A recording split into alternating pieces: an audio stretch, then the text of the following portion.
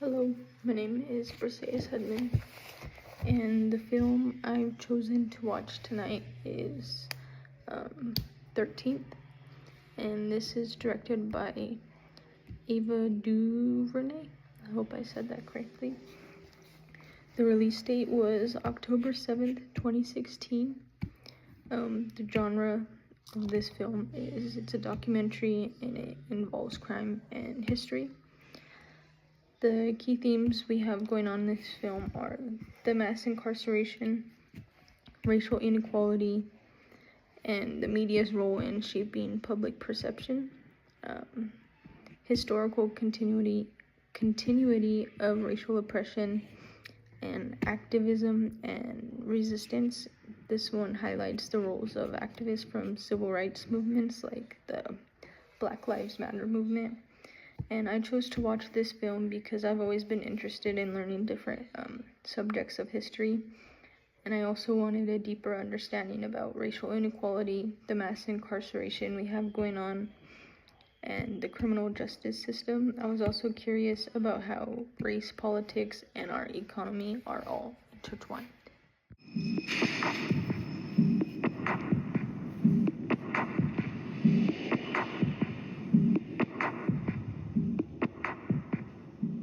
One of the things that people have to bear in mind is that when we think about slavery, it was an economic system, and the demise of slavery at the end of the Civil War left the Southern economy in tatters.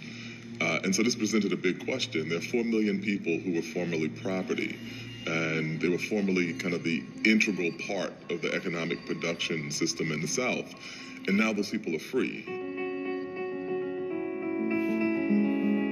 And so what do you do with these people? How do you rebuild your economy?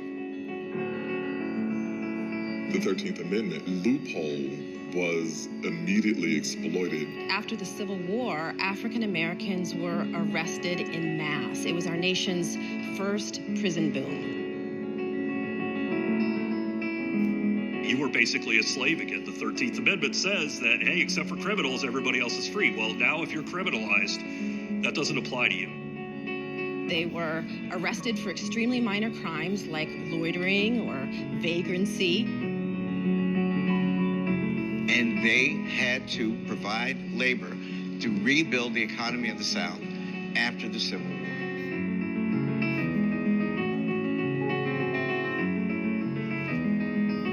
What you got after that was a rapid transition to a kind of mythology of black criminality.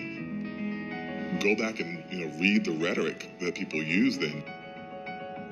They would say that the Negro is out of control, that there's a threat of violence to white women. So the same sort of image we had of Uncle Remus and these genial kind of black figures was replaced by this rapacious, menacing Negro male evil that had to be banished.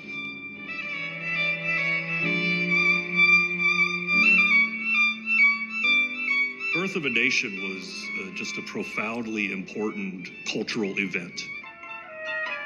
It's the first major blockbuster film, hailed for both its artistic achievement and for its political commentary. And when it was released, it had this rapturous response. There were lines, everywhere that it was being shown.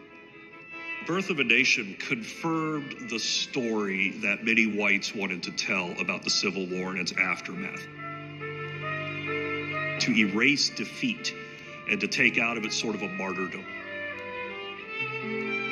Woodrow Wilson, the sitting president, had a private screening of Birth of a Nation in the White House. He calls it history written with lightning. And every image you see of a black person is a demeaned, animal-like image. Cannibalistic, animalistic. The image of the African-American male. There's a famous scene where a woman throws herself off a cliff rather than be raped by a black male criminal.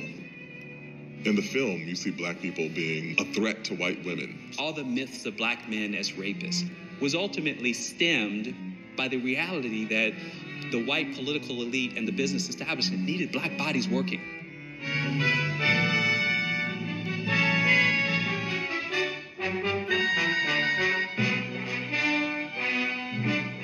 What we overlook about Birth of a Nation was that it was also a tremendously accurate prediction of the way in which race would operate in the United States.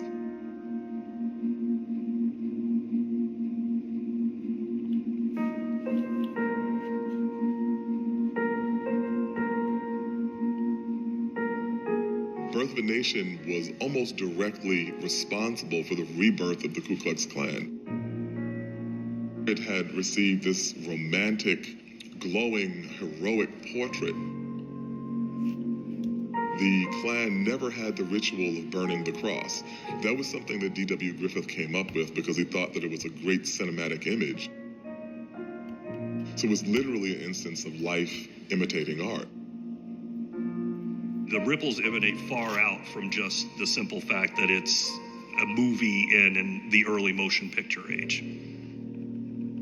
With the tremendous burst of popularity that the Ku Klux Klan had as a result of Birth of a Nation came another wave of terrorism.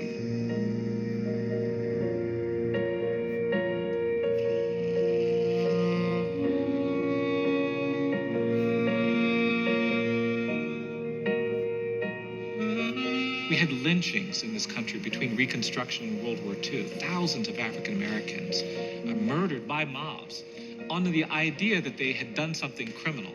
At the National Democratic Convention in New York in 1924, it is estimated that at least 350 delegates were Klansmen. Demographic geography of this country was shaped by that era. And we have African Americans in Los Angeles and Oakland and Chicago and Cleveland, Detroit, Boston, New York. And very few people appreciate that the African Americans in those communities did not go there as immigrants looking for new economic opportunities. They went there as refugees from terror. We didn't just land in Oakland, in LA, in Compton, in Harlem, in Brownsville in 2015. This is generational trauma. The letters KKK were carved with a penknife on the chest and stomach of this man in Houston, Texas, after he had been hanged by his knees from an oak tree and flogged with a chain. The Chicago Negro boy, Emmett Till, is alleged to have paid unwelcome attention to Roy Bryant's most attractive wife.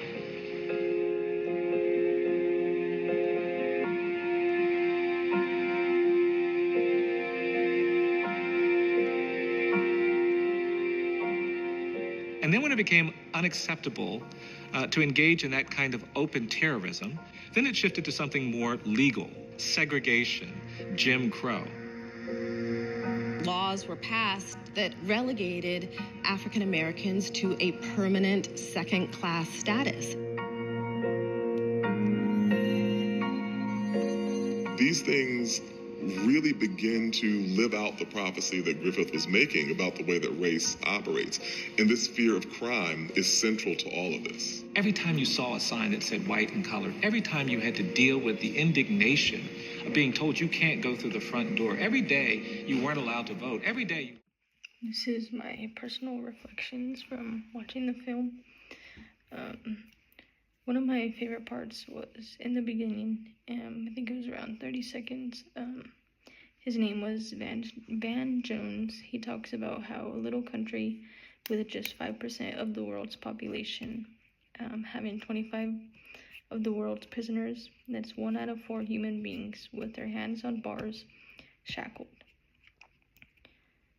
in the world, are locked up here in the land of the free. This really resonated with me because the U.S. always talks about being the land of the free and home of the brave, but maybe that's all just an illusion.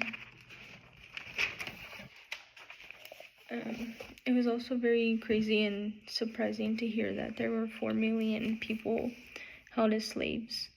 It was baffling to hear that a movie, which was called Birth of a Nation, sparked the rebirth of the Ku Klux Klan. And it broke my heart to find out that when the pretty much terrorism was going on against African Americans, that became too much, and they made a way to find a more legal way to do it, which was like segregation or the Jim Crow laws. Overall, watching 13th was an intense, eye-opening experience that left me feeling deeply moved and partially disturbed. This documentary did a powerful job of connecting historical and contemporary issues, making it impossible to ignore the way systematic racism has evolved. And this is my course concept analysis. In Module 1, we talked about cultural humility, and the way I would define cultural humility is as the concept of approaching individuals and communities with an openness to learning about their cultural perspectives rather than just assuming your knowledge on those. The film 13th illustrated a significant failure of cultural humility within the U.S. justice system, particularly in the ways Black African Americans have been stereotyped and dehumanized over centuries.